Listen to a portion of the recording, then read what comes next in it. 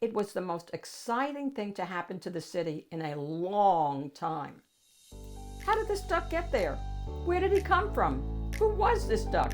Please press the red subscribe button and join Mrs. Read for Fun's community.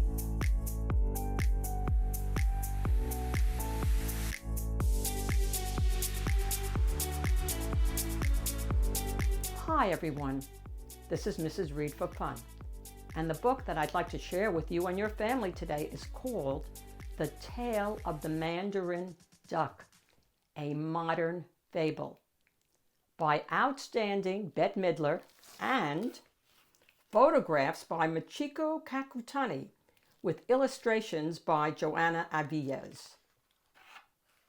This is a story of rare birds, both feathered and human. Once upon a time, not very long ago, there was a great city built on an island that was famous for its people. There were many kinds of people living there: artists, writers, salespeople, and stockbrokers, people who worked with their hands, butchers, bakers, and perfume makers, people who drove cabs, trucks, and trains, people who fixed streets and cleaned streets.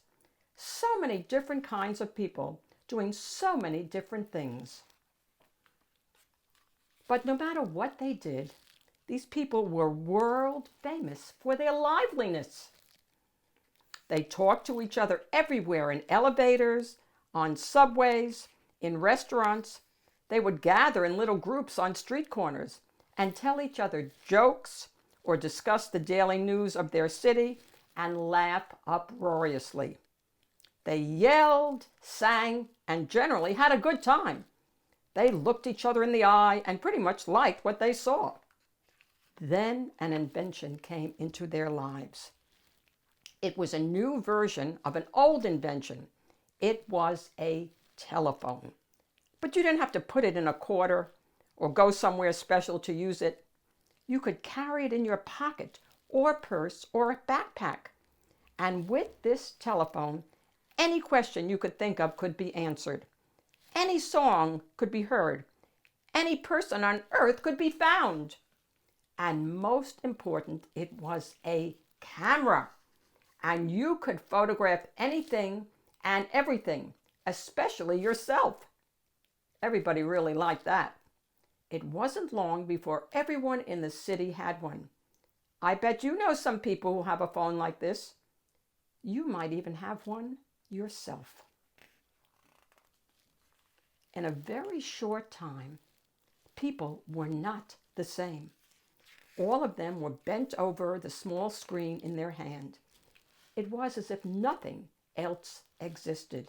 Then one day, something happened that changed many people in the city, maybe forever. A new bird came to town.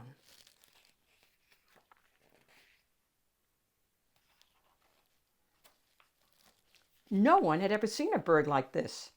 Many birds are very beautiful, but this bird was extraordinary. He was a Mandarin duck. When bird lovers heard he was in the pond, they ran to see him. Word spread about the duck, and soon people began flocking to look at him. Wouldn't you? It was the most exciting thing to happen to the city in a long time. How did this duck get there? Where did he come from? Who was this duck? The crowds were immense. Everyone had their phones up taking pictures of the Mandarin duck. Then one day, a kid in the crowd said very loudly, "I am going to see this with my own 2 eyes."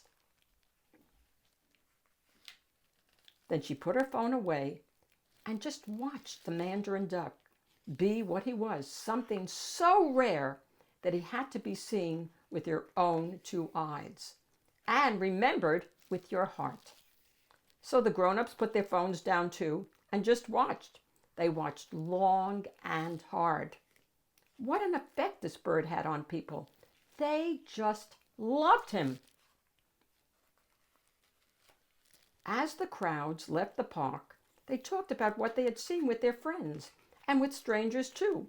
Little groups of people began to gather to discuss how wonderful it was to see such a rare and beautiful sight with their own two eyes. Soon after that, the people put their phones away. Their old habits returned. They talked, they laughed, and sometimes they even sang.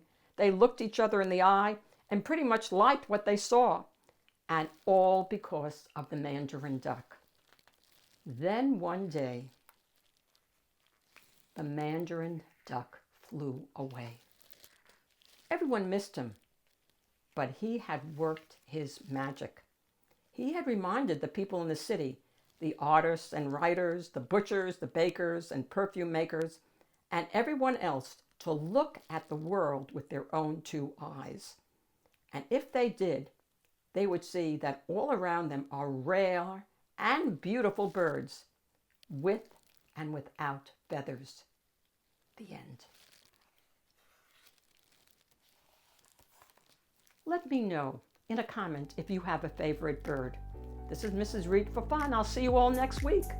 Please give me a like. Bye, everybody.